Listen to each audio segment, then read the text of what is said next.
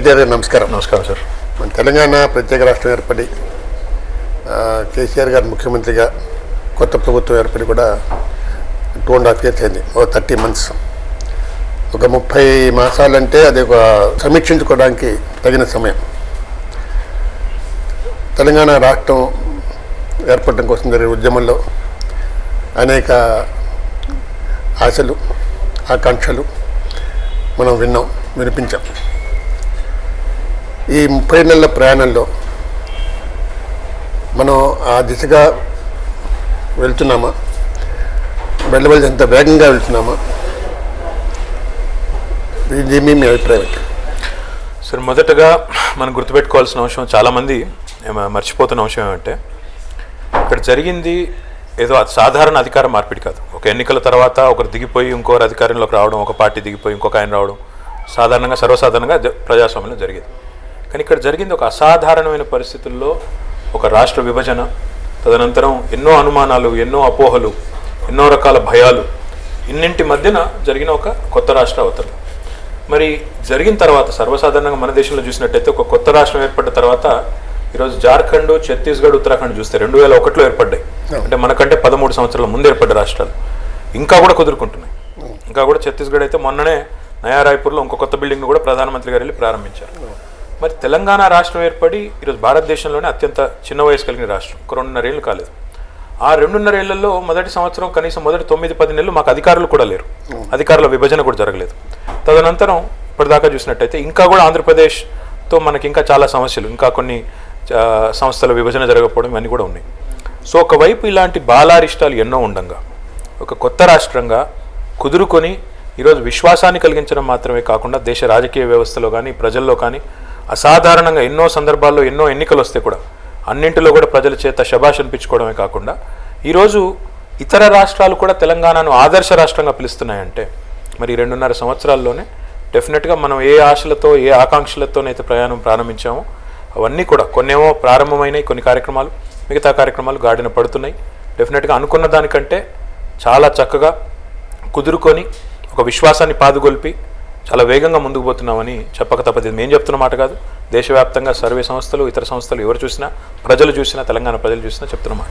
Number 1 chief మినిస్టర్గా కేసీఆర్ గారు వచ్చారు మన సర్వేలో. సరే, ఈ 15 ఏళ్ల క్రితం ఏర్పడిన 3 రాష్ట్రాలకి మన రాష్ట్రానికి ప్రధానమైన తేడా ఏంటంటే, మనకు హైదరాబాద్ ఉంది, ఒక రాజధాని నగరం ఉంది, వెల్ డెవలప్డ్ సిటీ ఉంది, మనకి ఆ ముగ్గురికి లేదు.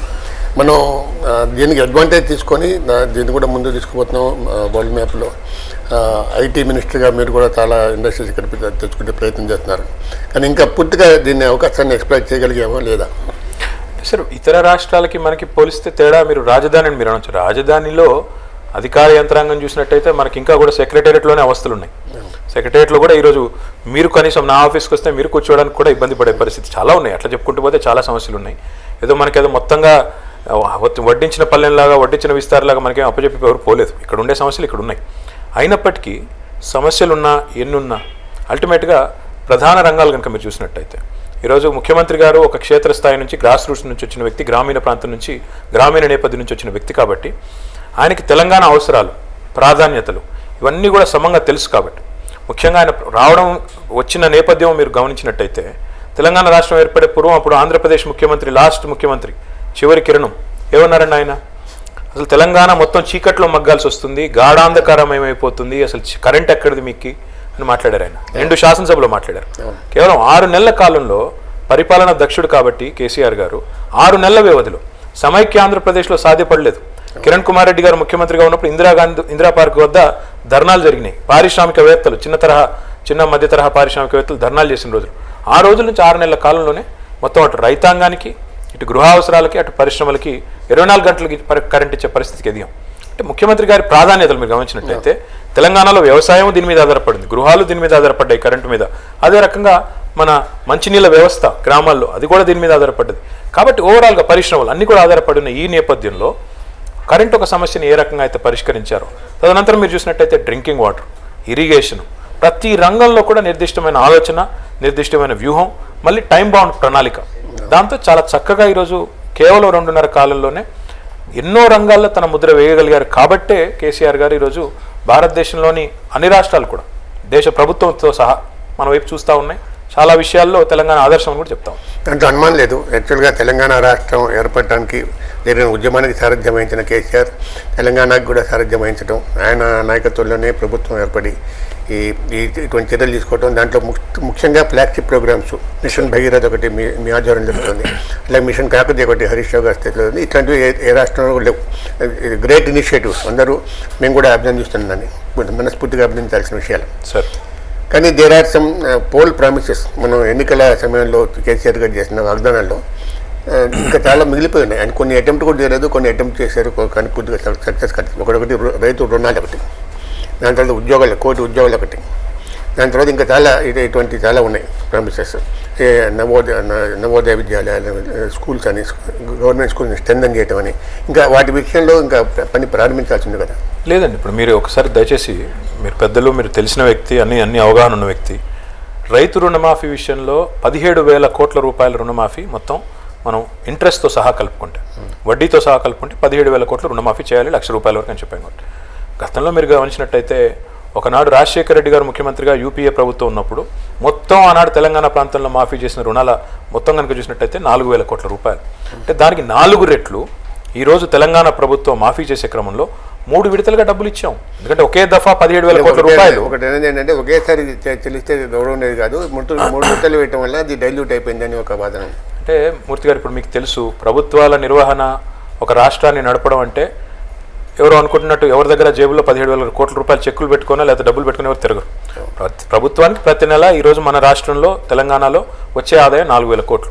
ఆ 4,000 కోట్లలో 8,000 కోట్లు. ఆ 8,000 కోట్లలో మనం ప్రతి నెల జీతభత్యాలు చెల్లించాలి, ఇతర అవసరాలు ఉంటాయి. ఏ రంగం కూడా అప్రాధాన్య రంగం కాదు, అన్ని రంగాలు ప్రాధాన్యం. మౌలిక వసతులు కల్పించాలి, అన్ని నడుపుతూ ఇది కూడా నెట్టుకు రావాలి. కాబట్టి ఒకేసారి ఏ ప్రభుత్వం దగ్గర మీకు డబ్బులు ఉండవు. 17,000 కోట్ల రూపాయలు ఒకేసారి చెక్ రాసిచ్చే అధికారం ఏ ప్రభుత్వానికి ఉండదు, ఎందుకంటే డబ్బులు అంత మొత్తంలో ఉండవు. కాబట్టి ఒక బాధ్యత గల ప్రభుత్వంగా సంక్షేమాన్ని, అభివృద్ధిని కలగలిపి తీసుకెళ్ళాలి. కాబట్టి 4 విడతల్లో చెల్లించాలనుకున్నాం. ఈ 4 విడతల్లో 3 విడతలు చెల్లించాము. అంటే 12,500 కోట్లు ఇప్పటికే చెల్లించడం జరిగింది. కాబట్టి పోల్ ప్రామిసెస్లో ఒక అతి ప్రధానమైన ప్రామిస్ని మేము 100% నిలబెట్టుకున్నాం. ఇప్పుడు రాబోయే రోజుల్లో మిగతా 4వ విడత కూడా చెల్లించడంతో అది పూర్తవుతుంది. రెండోది, వ్యవసాయం విషయంలో మీరు గమనించినట్టయితే రైతు రుణమాఫీయే కాదు, తెలంగాణ ప్రభుత్వం వచ్చిన తర్వాత ఈరోజు నాణ్యమైన విద్యుత్తును అందించడంతో రైతులు చాలా బ్రహ్మాండంగా సంతోషంగా ఉన్నారు. దాంతోపాటు ఈరోజు తెలంగాణలో ప్రధానంగా రైతుకు జీవనాధారం నీళ్లు. ఆ నీళ్ల విషయంలో ముఖ్యమంత్రి గారు తీసుకుంటున్న శ్రద్ధ, ముఖ్యంగా సాగునీరు, మీరు అన్నట్టు మిషన్ కాకతీయ రూపంలో చెరువులు బాగు చేసుకోవడం కానీ, సాగునీటి విషయంలో మొత్తం కృష్ణా గోదావరిలో మనకుండే 1,200 టీఎంసీల హక్కును, న్యాయబద్ధంగా ఉండే హక్కును వినియోగించుకోవడంలో కానీ, ఆయన తీసుకున్న ప్రాజెక్టులు కానీ, ఇవన్నీ రైతులు గమనిస్తూ ఉన్నారు. కాబట్టే వ్యవసాయదారులు గమనిస్తూ ఉన్నారు. కాబట్టే మనకి ఈరోజు ఇంత పెద్ద ఎత్తున వారి మద్దతు కనబడుతోంది. దానితో పాటుగా కోటి ఉద్యోగాలని మీరు అన్నారు. మా ప్రత్యర్థులు వాళ్ళకి పని పాట లేక మా మేనిఫెస్టోని ఇష్టం ఉన్నట్టుగా వారి ఇష్టం ఉన్నట్టు వారు అన్వయించుకుని మేము ఎక్కడ మాట చెప్పామో దయచేసి మాకు చెప్పండి. మా మేనిఫెస్టోలో ఇంటికో జాబ్ అని మేము చెప్పలేదు. వాళ్ళ బాధ ఏంటంటే చంద్రబాబు నాయుడు చెప్పారు, జాబ్ రావాలంటే బాబు కావాలి, బాబు రావాలి. ఇది డైలాగులు పెట్టింది వాళ్ళు. ఇంటికో ఉద్యోగం ఇంటికో ఉద్యోగం ఇస్తామన్నది వాళ్ళు. వాళ్ళకి చేతగాక ఈరోజు వాళ్ళ మేనిఫెస్టోని మా మీద రుద్ది మేము అలాంటి మాటలు ఎక్కడ అలవిగా అని మాటలు ఏమి చెప్పలేదు. ఈరోజు మీరు ఇంకొక మాట అన్నారు, ఒకవైపు రుణమాఫీ చేసి ఉన్నాము, ఇంకా కొన్ని ప్రామిసెస్ ఉన్నాయి. డెఫినెట్గా కొన్ని ప్రారంభమైనవి, కొన్ని అవుతాయి కూడా. ఇప్పుడు మీరు ఉదాహరణకి తాండాలని గ్రామ పంచాయతీలు చేయాలి, అది మేము ఎలక్షన్లో మేనిఫెస్టోలో ఇచ్చిన మాట. దానికి ఒక పద్ధతి ఉంటుంది. ఎందుకంటే ఇప్పుడు తాండాలని సడన్గా గ్రామ పంచాయతీలు చేస్తే మళ్ళీ దాదాపుగా 2,000 తాండాలు కొత్త పంచాయతీలు అయిన తర్వాత వాటికి ఎలక్షన్లు పెట్టాలి, అనవసరపు ఖర్చు. దాని బదులు మేము అనుకున్నది ఏంటి, ఇప్పుడు ఆ ప్రక్రియ అంతా ముగించి వచ్చే పంచాయతీ ఎన్నికల్లో వాటిని అన్నింటినీ కూడా తాండాలని గ్రామ పంచాయతీలుగా గుర్తిస్తూ ఎన్నికలకు పోవడం.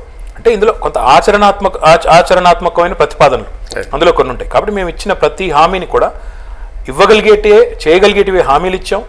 నిర్దిష్టంగా ఈరోజు ప్రతి దానికి కూడా ఒక కార్యాచరణ రూపొందించుకున్నాం.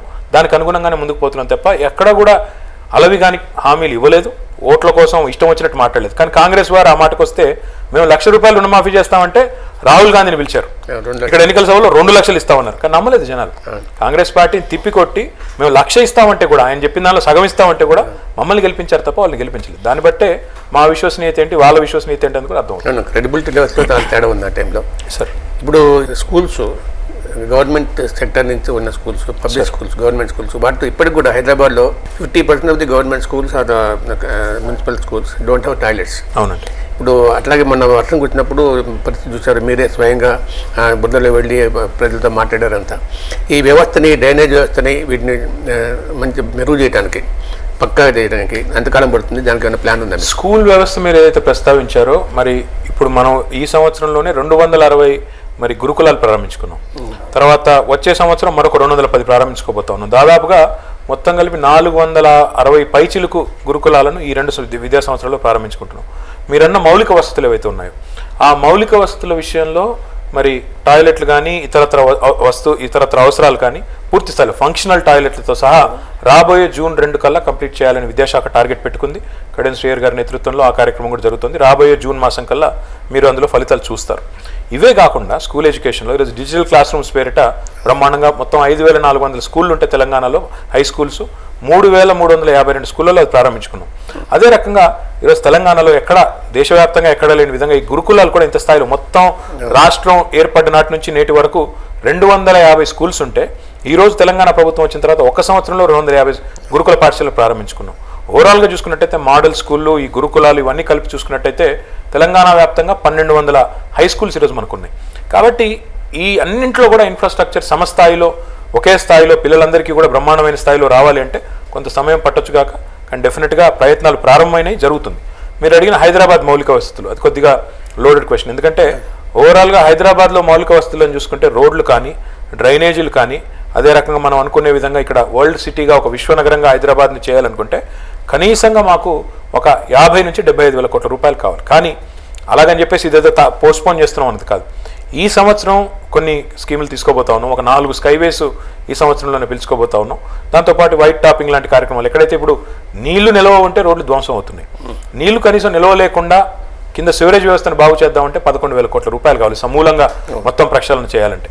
కాబట్టి దఫాలుగా చేయాల్సిందే తప్ప ఒక ప్రభుత్వానికి ఏకకాలంలో మొత్తంలో అంత పెద్ద డబ్బులు ఉండడం అనేది ఆచరణలో ప్రాక్టికల్గా సాధ్యం కాదు. కాబట్టి దఫాలుగా చేయాలి. దానికి జిహెచ్ఎంసీకి ప్రభుత్వ పరంగా డబ్బులు కావాలన్నా, లేదా లోన్ రూపంలో కావాలన్నా, స్టేట్ గ్యారంటీ కావాలన్నా ఇవ్వడానికి ప్రభుత్వం సిద్ధంగా ఉంది.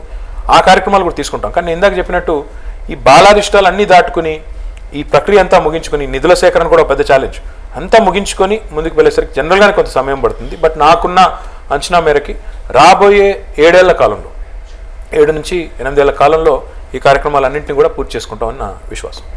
అంటే ఇప్పుడు ఈ ఒక విద్యారంగంతో పాటు వైద్య రంగం నుంచి కూడా, ఆరోగ్య రంగం నుంచి కూడా ప్రభుత్వం విడ్డా అవుతూ వస్తుంది అన్ని చోట్ల దేశవ్యాప్తంగా. అంటే మొత్తం మార్కెట్ ఎకాడమీ ఉన్న ప్రతి దేశంలో అవుతుంది. కానీ మార్కెట్ ఎకాడమీ పుట్టిన దేశాలు అమెరికాలో మీకు తెలుసు, మీరు చూసారు, అక్కడ చదువుకున్నారు, ఉద్యోగాలు చేశారు. అట్లాగే బ్రిటన్లో కూడా government is there in primary education, primary health. మన దగ్గర మాత్రం జరగట్లేదు. ప్రైమరీ హెల్త్ సెంటర్స్ ఇంకా డెవలప్ కాలేదు, ఇంప్రూవ్ కాలేదు. అక్కడ కూడా ఇంకా పరిస్థితులు అట్లాగే ఉన్నాయి. దాన్ని ఇంప్రూవ్ చేయాలంటే ఏం చేయాలి?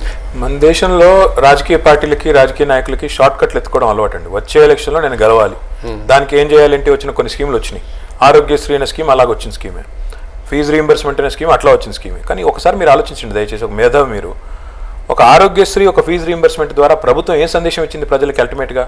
అంటే నా ప్రభుత్వ వైద్యశాలను నేనే నమ్మట్లేదు, నువ్వు కూడా ప్రైవేట్ వైద్య రంగానికి వెళ్ళి, ప్రైవేట్ ఆసుపత్రికి వెళ్ళి వైద్యం చేయించుకుంటే నేను డబ్బులు కడతాను.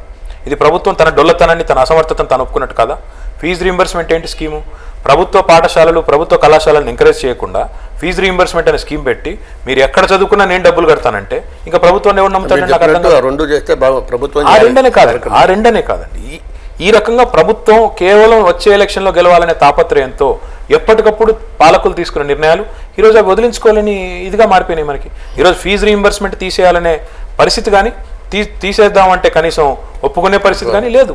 ఎందుకంటే ఇలాంటి పెద్ద గుదిబండల లాంటి పథకాలు 4,000-8,000 కోట్ల రూపాయలు ఈరోజు మనం ప్రభుత్వ ధనాన్ని పెట్టే అదే డబ్బును మీరు ప్రభుత్వ పాఠశాలలు కానీ, కళాశాలలు కానీ పెడితే ఎన్ని అద్భుతాలు చేయొచ్చండి.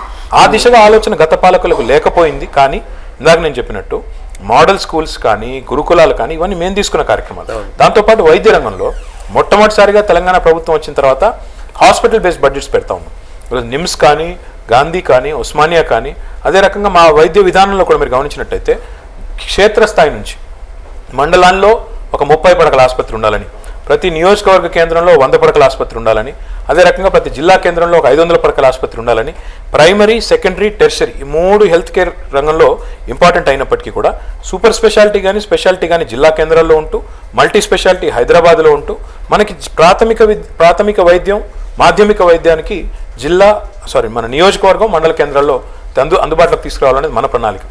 దాని దిశగా కొన్ని ప్రయత్నాలు ప్రారంభమైనాయి. నేను అందులో సఫలమయ్యామని నేను చెప్పలేను, కానీ దాని దిశగా కొన్ని ప్రయత్నాలు ప్రారంభమైనాయి. మీరు కానీ గమనించినట్టయితే తెలంగాణ ప్రభుత్వం వచ్చిన తర్వాత నిమ్స్లో, గాంధీలో గత చరిత్రలో ఏనాడు లేని విధంగా ఈరోజు ట్రాన్స్ప్లాంటేషన్లు కూడా జరుగుతూ ఉన్నాయి. గుండె ట్రాన్స్ప్లాంటేషన్ ఆపరేషన్లు జరుగుతూ ఉన్నాయి, కిడ్నీ లివర్ ట్రాన్స్ప్లాంటేషన్ ఆపరేషన్లు జరుగుతూ ఉన్నాయి. కాబట్టి ప్రజల్లో ఒక నమ్మకాన్ని పెంచే దిశగా ప్రయత్నాలు ప్రారంభించాం. మీరు అన్నట్టుగా మేము పూర్తి స్థాయిలో ఆ విషయంలో సఫలం కాకపోవచ్చు.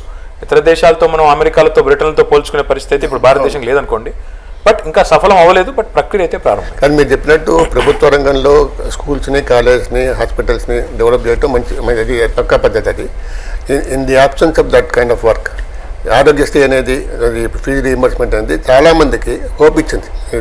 చాలా పేద బ్యాక్వర్డ్ క్లాసెస్ కమ్యూనిటీస్లో చాలా మంది చదువుకున్నారు, ఇంజనీరింగ్ చదివారు. డెఫినెట్లీ సార్, నేను కాదనండి. కానీ అదే ఫీజు రీయింబర్స్మెంట్లో చాలా డొల్ల కాలేజీలు పుట్టుకొచ్చినాయి, వేల కోట్ల ప్రజాధనం దుర్వినియోగం అయింది.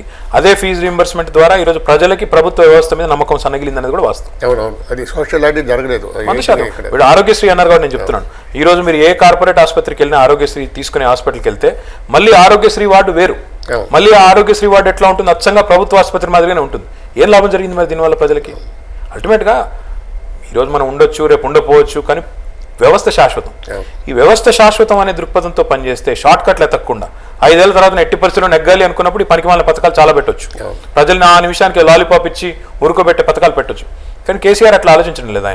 ఆయన ఏమంటున్నారు, తెలంగాణకి ఇది మొట్టమొదటి 5 సంవత్సరాలు, ఈసారి ఈ 5 ఏళ్లలో సరైన దిశలో బండి పట్టాలకు ఎక్కితే శాశ్వతంగా ముందుకెళ్తుంది. అట్లా కాకుండా ఈ నిమిషానికి ఈ ఎలక్షన్ 2019లో నేను గెలవాలి అనుకుంటే తాయిలాలు ఇస్తూ ప్రజల్ని మళ్ళీ కూడా మోసం చేసి మళ్ళీ అధికారంలోకి వచ్చే ప్రయత్నం చేయొచ్చు. అట్లా చేయకుండా శాశ్వత ప్రాతిపదికన వ్యవస్థీకృతమైన మార్పులతో ఆయన చేంజ్ తీసుకురావాలనుకుంటున్నారు. ఆ దిశగా ప్రయత్నాలు ప్రారంభించారు. పక్కనున్న ఆంధ్రప్రదేశ్లో అయితే చాలా ఉద్యమాలు జరుగుతున్నాయి, చాలా చోట్ల చాలా సమస్యలు ఉన్నాయి. ఇక్కడ మన రాష్ట్రంలో, తెలంగాణలో సమస్యలు అంతటా ఉన్నాయి సార్, అక్కడ ఉన్నాయి, ఇక్కడ ఉన్నాయి, దేశం అంతటా ఉన్నాయి. మన దేశంలో ఉద్యమాలు జరగట్లేదు. ఇక్కడ కొన్ని ఉద్యమాలు జరుగుతున్నాయి పరిమితంగా, ముఖ్యంగా వ్యవసాయ రంగంలో సార్ రైతుల ఆత్మహత్యలు ఇంకా కొనసాగుతున్నాయని దాని మీద ఉద్యమం జరుగుతుంది. దాని తర్వాత మళ్ళీ చిన్న ఉద్యమం అనుకోండి, అది కూడా జరుగుతుంది. అన్నిటికంటే ఉద్యోగం లేవని ఉస్మానియా సీట్లో ఎక్కడైతే తెలంగాణ ఉద్యమం ఉధృతంగా నడుతుందో అక్కడ మళ్ళీ కొద్దిగా ఉద్యమ స్వరూపం కనిపిస్తుంది. అక్కడ వారిని ఇమీడియట్గా అడ్రస్ చేయాల్సిన అవసరం ఉంది. తెలంగాణ ఉద్యమం శీర్షిక మీకు తెలుసు, నీళ్లు, నిధులు, నియామకాలు. నీళ్లల్లో ఈరోజు ముఖ్యమంత్రి గారు చెప్తుంది ఒకటే, తెలంగాణ 1 కోటి ఎకరాల మాగాణం కావాలి, సాగుకు యోగ్యంగా ఉండే ప్రతి ఎకరాకి సాగునీరు ఇవ్వాలి, ప్రతి ఇంటికి నీరు ఇవ్వాలి. ఇది ముఖ్యమంత్రి గారి నినాదం, మాకు పదే చెప్పే మాట. నీళ్లలో డెఫినెట్గా న్యాయం జరిగి తీరుతుంది, అందులో ఎవరికి ఏ కోశాన అనుమానం అవసరం లేదు. రెండవది నిధులు. ఈరోజు తెలంగాణ స్వరాష్ట్రంగా ఏర్పడడంతోనే తన నిధులు తానే ఖర్చు పెట్టుకునే స్థాయిలో ఉంది కాబట్టి ఈరోజు తెలంగాణలో ప్రజల జీవన ప్రమాణాలు పెంచే ప్రయత్నాలు విస్తృతంగా జరుగుతూ ఉన్నాయి. మనకుండే ఎకనామిక్ బయోఎన్సీతో అప్పులు తెచ్చినా, తద్వారా మనం ఇంత పెద్ద ఎత్తున ప్రాజెక్టులు చేపట్టినా ఈరోజు ఏ రాష్ట్రంలో, దేశంలో అంత పెద్ద మొత్తంలో ప్రాజెక్టులు జరగడం లేదు. మూడవది నియామకాల విషయానికి వస్తే ఇప్పటికే 50,000 పైచిలకు ఉద్యోగాలు ప్రభుత్వ రంగ సంస్థల్లో కానీ ప్రభుత్వంలో కానీ నియామకాలు జరిగినాయి. టీఎస్పీఎస్సీ ద్వారా 30,000 పైచిలకు ఉద్యోగాలు నియామకాలు జరిగినాయి. సింగరేణి, జెన్కో, పోలీస్ వ్యవస్థ ఎన్నిటి ద్వారా ఇంకొక 20,000 ఉద్యోగాలు, దాదాపు 50,000 ఉద్యోగాల్లో నియామకాలు జరిగినాయి. ఇంకో 50,000 తప్పకుండా ఉద్యోగాలు రాబోయే 2 ఏళ్లలో వస్తాయి. అయితే ప్రైవేట్ రంగాన్ని కూడా విస్తృతంగా ప్రోత్సహించే క్రమంలో భాగంగానే ఒక విప్లవాత్మకమైన పారిశ్రామిక విధానాన్ని కూడా తీసుకొచ్చాం. ఆ తీసుకొచ్చిన క్రమంలోనే ఈరోజు తెలంగాణలో దాదాపు ఒక 50,000 కోట్ల పెట్టుబడులు సాధించగలిగాం. తద్వారా ఒక 1,70,000 ఉద్యోగాలు కొత్తగా ప్రత్యక్షంగా ఉద్యోగ అవకాశాలు సృష్టించగలిగాం. పరోక్షంగా దానికి 3 రెట్లు, అంటే సాధారణంగా ఒక ప్రత్యక్ష ఉద్యోగం సృష్టించగలిగితే పరోక్షంగా 3 ఉద్యోగాలు వస్తాయనేది ఒక అంచనా. దానికి అనుగుణంగా చూసినట్టయితే దాదాపు ప్రైవేట్ రంగంలో కూడా ఒక 6 లక్షల పైచిలకు ఉద్యోగాలు మనం సృష్టించగలిగాం. ప్రభుత్వ రంగంలో 50,000 పైచిలకు ఉద్యోగాలు ఇచ్చుకున్నాం. కాబట్టి కొత్త రాష్ట్రం అయినప్పటికీ, ఇన్ని బాలారిష్టాలు ఉన్నప్పటికీ, ఇన్ని సమస్యలు ఉన్నప్పటికీ వీటన్నింటినీ ఛేదించుకొని పాలసీలు రూపొందించడమే కాదు, ఆ పాలసీని ఆచరణలో పెట్టి తద్వారా పెట్టుబడులు ఆకర్షించే ప్రయత్నం కూడా విస్తృతంగా చేస్తున్నాం. కాబట్టి ఈజ్ ఆఫ్ డూయింగ్ బిజినెస్లో కూడా మన భారతదేశంలోనే 13వ స్థానంలో పోయిన సంవత్సరం ఉంటే ఈ సంవత్సరం నంబర్ 1 స్థానానికి వచ్చాం. ఇది ముఖ్యమంత్రి గారి డైరెక్షన్లో, ముఖ్యమంత్రి గారి ఫిలాసఫీతో మేమందరం కూడా ఆయన మాకు సూచించిన బాటలో వేగంగా వెళ్తున్నాం. కాబట్టి ఈ ఫలితాలు వస్తున్నాయి తప్ప, అంటే ఉండొచ్చు కాక నేను కాదనట్లేదు, ఒకే సంవత్సరం 10 లక్షల ఉద్యోగాలు వస్తే బాగుంటుంది అనే భావన ఉండొచ్చు, తప్పేం లేదు. తెలంగాణ రాష్ట్ర ఏర్పాటులో జరిగిన పోరాటంలో పాల్గొన్న ప్రతి యువకుడు నాకు తెలంగాణ రాగానే వెంటనే ఉద్యోగం రావాలని ఆకాంక్ష ఉండొచ్చు కాక, కానీ ప్రాక్టికల్గా డెఫినెట్గా మనకు కొన్ని ఆచరణలో కొన్ని ఇబ్బందులు ఉంటాయి కాబట్టి మనం కొన్ని పద్ధతులు కూడా పాటించాల్సి ఉంటుంది. కాబట్టి ఒకటి తర్వాత ఒకటి వెళ్తా ఉన్నాం. కాంట్రాక్ట్ ఉద్యోగులను మన ఖచ్చితంగా రెగ్యులరైజ్ చేస్తామని చెప్పాం. ఆ ప్రక్రియ కొనసాగుతుంది. కాబట్టి ఏ వర్గానికి ఇచ్చిన హామీని కూడా పక్కన పెట్టకుండా అన్నింటిని కూడా మరి ఒక ప్రాక్టికల్ పద్ధతిలో ప్రణాళికబద్ధంగా ముందుకు పోతున్నాం. కాబట్టి అన్నీ కూడా జరుగుతాయనే విశ్వాసం నాకు.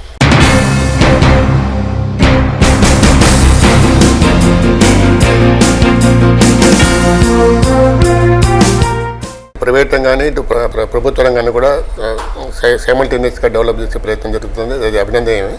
అట్లాగే సర్వీస్ సెక్టర్లో కూడా ఐటీ కంపెనీస్ చాలా వస్తున్నాయి. మీరు వచ్చిన తర్వాత మీరు చాలా సూపర్ యాక్టివ్గా పనిచేస్తున్నారు, బాగానే వస్తున్నాయి. కానీ ఇండస్ట్రియల్ సెక్టర్లో మ్యానుఫ్యాక్చరింగ్ యూనిట్స్ పెద్దగా రావట్లేదని ఒక ఇది ఉంది.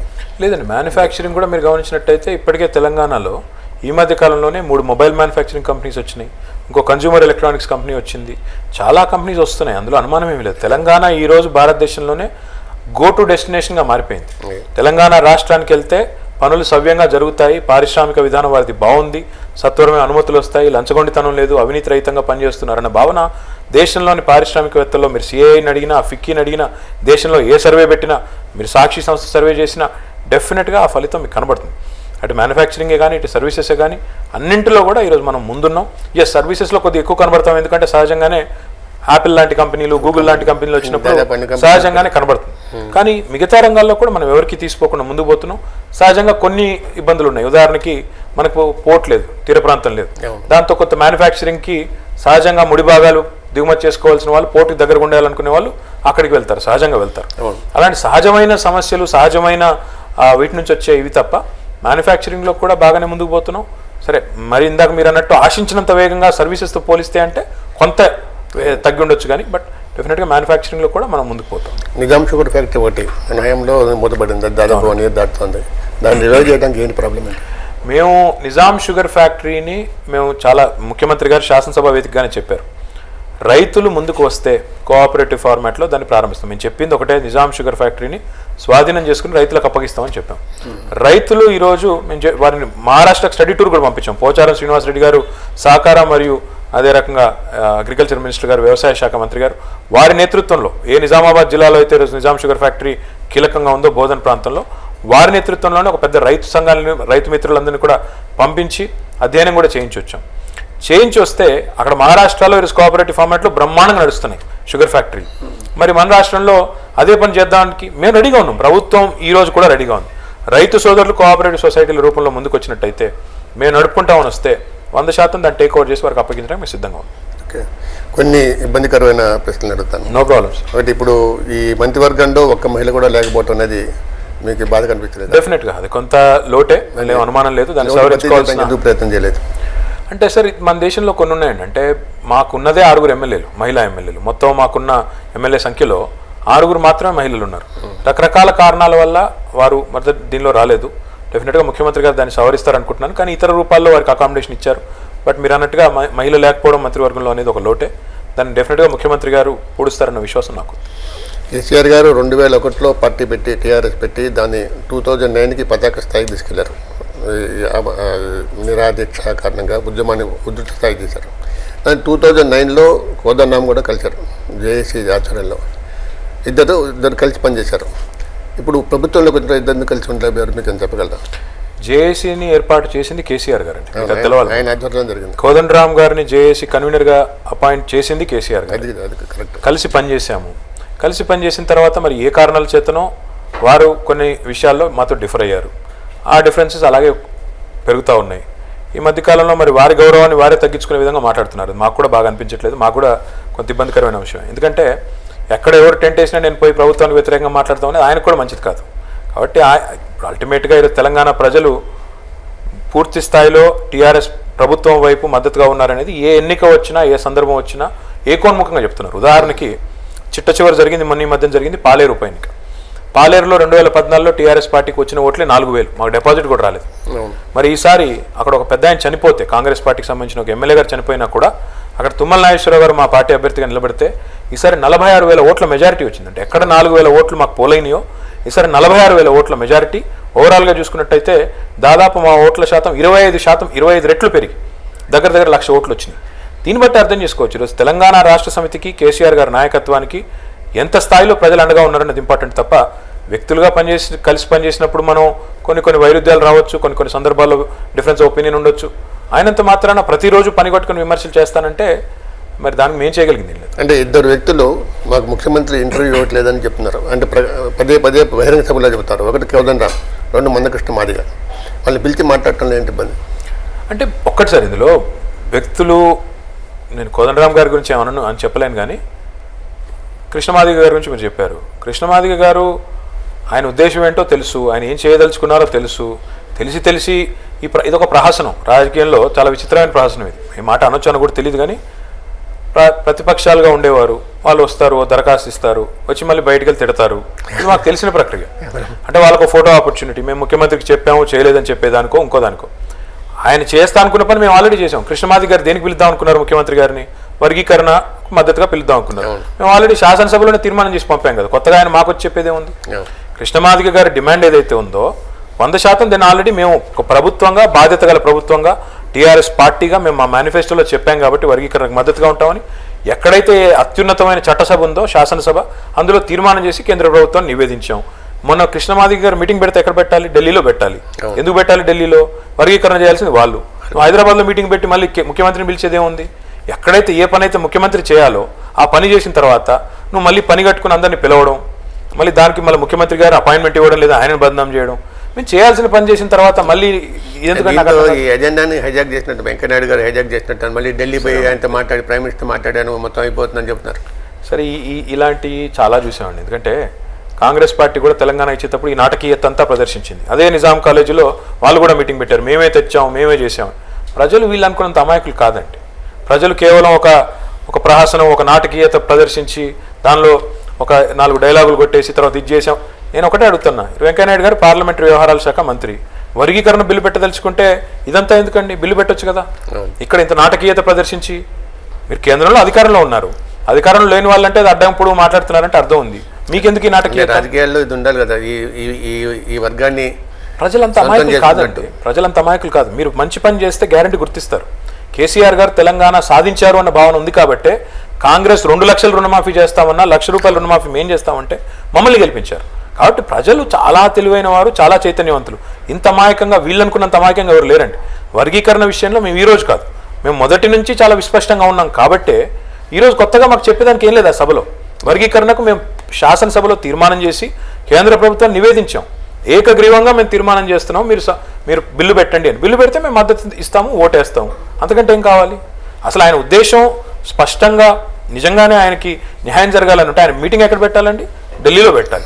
అన్ని పార్టీలని పిలవాలి. ఢిల్లీలో, కేంద్రంలో, పార్లమెంట్లో ప్రాతినిధ్యం ఉన్న అన్ని పార్టీలని పిలిచి అక్కడ వారి మద్దతు కూడా కట్టాలి. కానీ హైదరాబాద్ లో మీటింగ్ పెట్టి సాధించేది మేము పార్లమెంట్లో బిల్లు పెడితే మేము మద్దతు ఇస్తామని ఇంత విస్పష్టంగా చెప్పాము. మేము శాసనసభలో తీర్మానం చేసిన వ్యక్తులం. మేము శాసనసభ ఏకగ్రీవంగా ముఖ్యమంత్రి గారి సారథ్యంలో తీర్మానం చేసి పంపింది. మద్దతు ఇవ్వకుండా ఎట్లా ఉంటాం? తెలంగాణ ఉద్యమంలో కేసీఆర్ గారితో కలిసి నడిచిన చాలా మందికి ఈ బంగారు తెలంగాణ నిర్మాణం కూడా ఒక పాత్ర, వారికి తగిన పాత్ర ఇచ్చారు.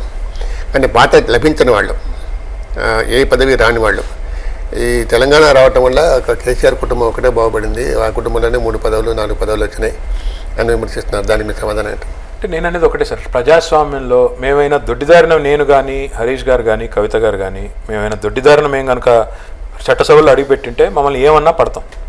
ప్రజలు గెలిపించిన తర్వాత మీకు వచ్చిన బాధ ఏంటి నాకు అర్థం కాదు. ప్రజాస్వామ్యంలో ప్రజలు బాసులు, వాళ్ళు ఎవరు ఉండాలా ఎవరు వద్దనుకునేది వాళ్ళు నిర్ణయిస్తారు.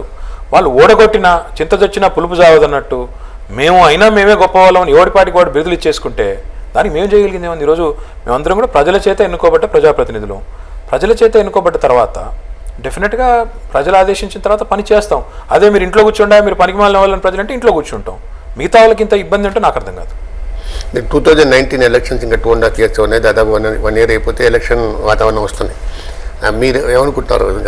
ఇంకా ఏమైనా కొత్త ప్రామిసెస్ చేయాలన్నా, లేకపోతే ఉన్నవి ఫాస్ట్గా ఇంప్లిమెంట్ చేయాలన్నా? నేనైతే ఒకటి ఆనెస్ట్గా చెప్తున్నాను, మాకు ఇది బోనస్ అండి. మేము కోరుకున్నది ఎప్పుడు కూడా తెలంగాణ రాష్ట్రం ఏర్పడాలని, తర్వాత మంత్రులు అవ్వాలని, ఇంకోటి అవ్వాలని, అధికారం చేతిలో పెట్టుకోవాలని ఏనాడు అనుకోలేదు.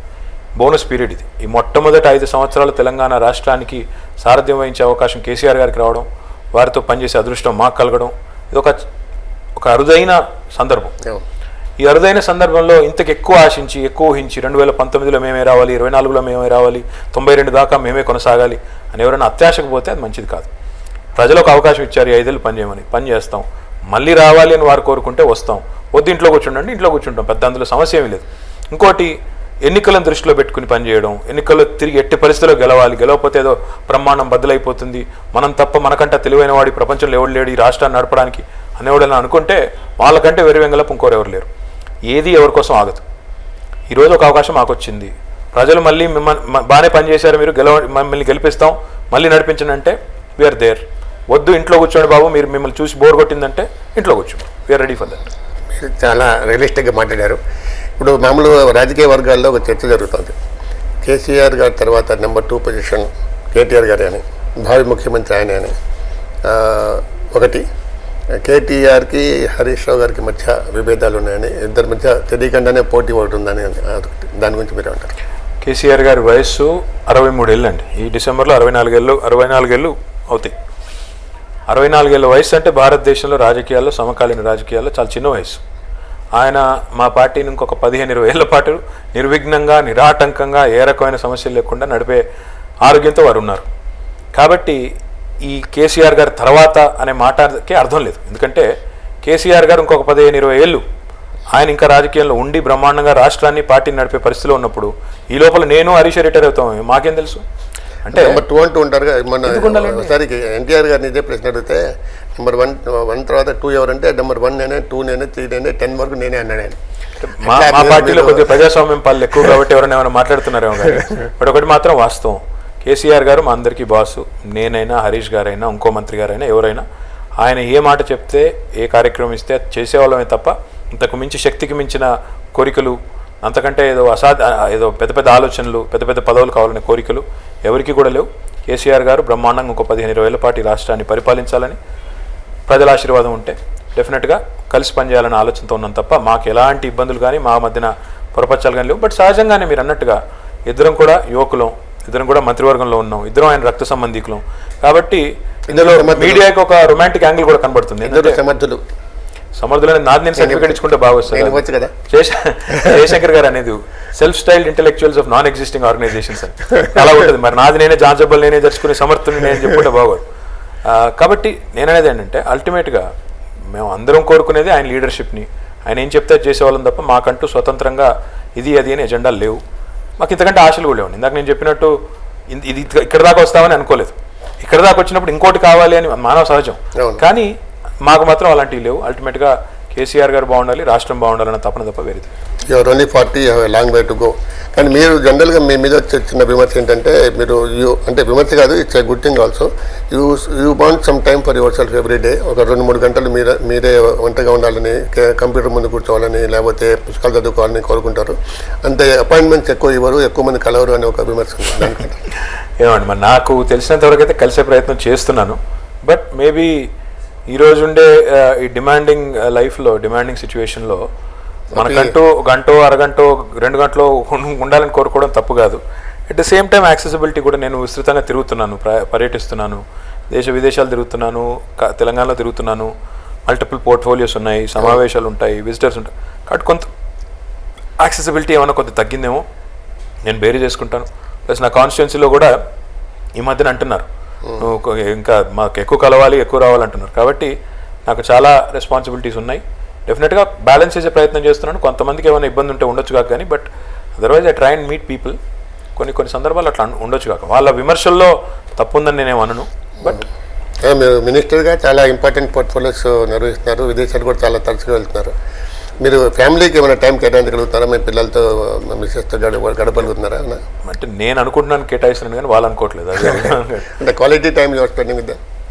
Not really sir. అంటే ఆబ్వియస్లీ అంటే ఇది ఒకటి మాత్రం వాస్తవం సార్. దీని గురించి ప్రత్యేకంగా చెప్పాల్సిన పని లేదు. నాకు తెలిసినంత వరకు జీవితంలో ఎదగాలనుకున్నప్పుడు, జీవితంలో ముఖ్యంగా కెరియర్లో ఎదగాలనుకున్నప్పుడు ఇవన్నీ తప్పవు.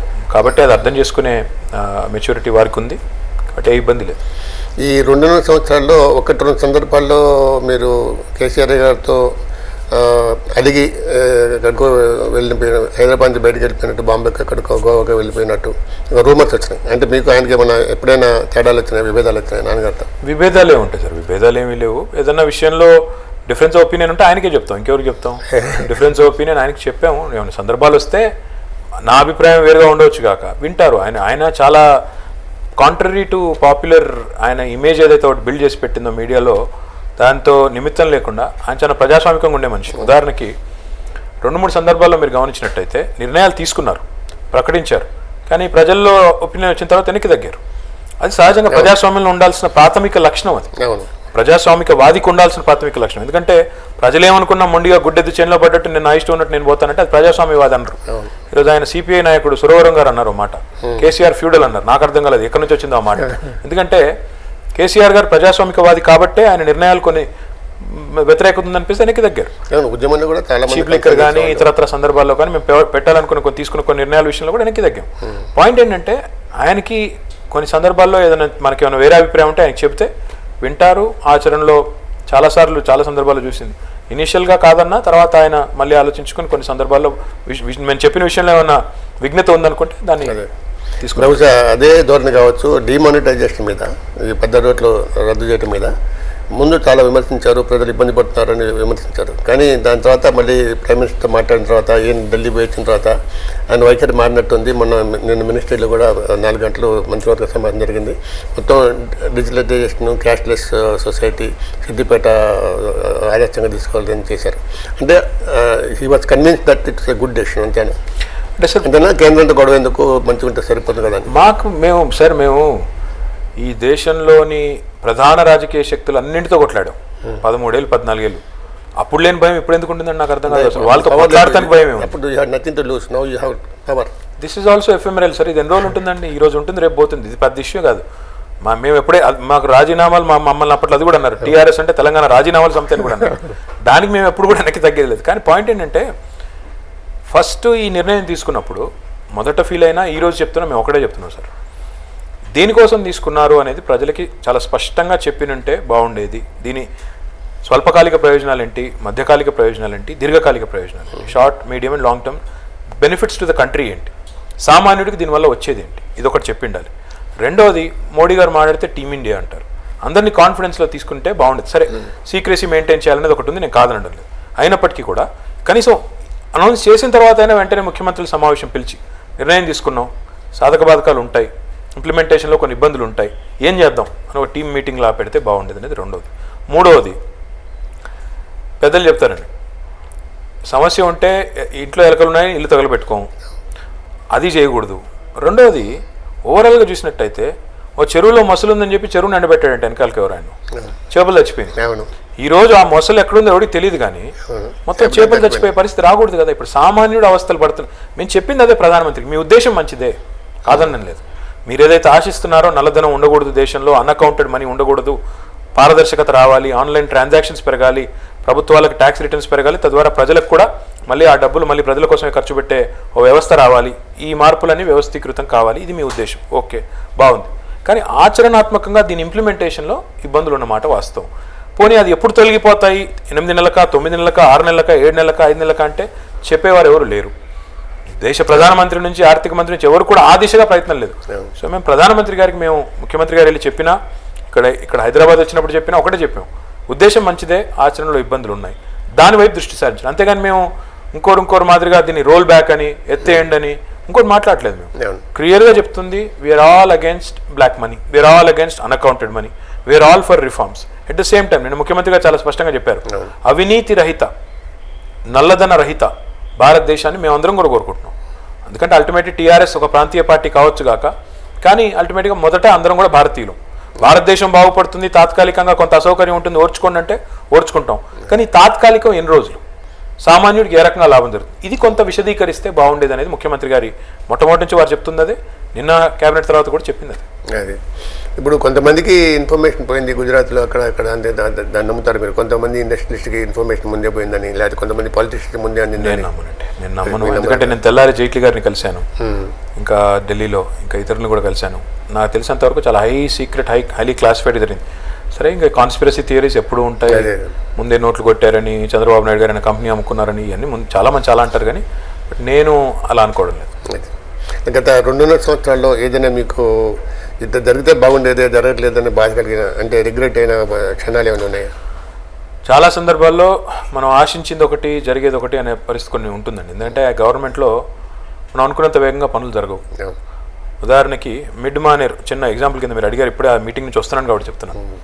నేను హరీష్ రావు గారు కలిసి ఒక సమీక్ష పెట్టామండి. పెట్టి మిడ్ మానేర్ ప్రాజెక్ట్లో ఈ సంవత్సరం ఖచ్చితంగా నీళ్లు నిలుపుతాము, మీరు అక్కడున్న ఇసుకంతా కూడా మైనింగ్ డిపార్ట్మెంట్ నుంచి, ఎందుకంటే అక్కడ ఒకసారి నీళ్ళు వచ్చిన తర్వాత ఇసుకంతా వ్యర్థం, ఆ బ్యారేజ్లో మునిగిపోయేదంతా కూడా వ్యర్థం అవుతుంది. దాని జాతి సంపద ఇసుక కానీ ఖనిజాలు ఏదైనా కానీ. సో దాన్ని తీయండి, తద్వారా ప్రభుత్వానికి 45-50 కోట్ల ఆదాయం వస్తుందని అనుకున్నాం, అంచనా విషయం. బాధాకరం ఏంటంటే 45 రోజులు టైం ఉండింది తీయడానికి, కానీ ఆ ఫైల్ మూమెంట్లోనే ఆ ఫైల్ ఇక్కడ పోయి ఈ ఫైల్ అక్కడ పోయి అది ఇక్కడికి వచ్చి చివరికి వచ్చేసరికి నీళ్ళు వచ్చేసింది.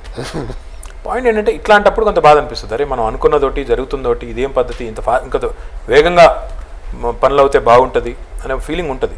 చాలాసార్లు ఇంకోటి ప్రజలు ఏదైనా కోరుతారు, ఏదైనా కోరినప్పుడు కూడా వెంటనే శాంక్షన్ చేసి ఎవరికి ఉండదండి శబాష్ అనిపించుకోవాలి. ఏదైనా అడిగితే ప్రజలు వెంటనే తెల్లారికల్లా పూర్తి చేసి శబాష్ అనిపించుకోవాలని అందరికీ ఉంటుంది.